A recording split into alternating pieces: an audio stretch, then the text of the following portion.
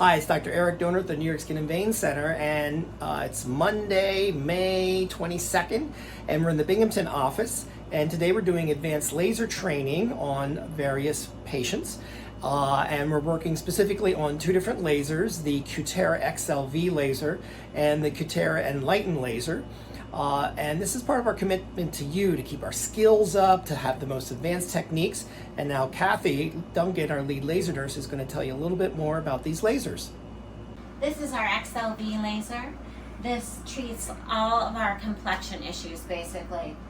It's got two different wavelengths in it. 532 takes care of your superficial reds and browns, and 1064 is more for deeper vessels and some collagen stimulation and glowiness, and even some leg veins if we choose to use it for that. This one is our Cutera Enlighten. This is our big guy. This is our favorite, one of our favorites. Treats tattoos and pigment. It's very good at treating pigment of all skin types, from very fair skin to dark Asian skin. And these two are pretty much our workhorses. We use them all the time.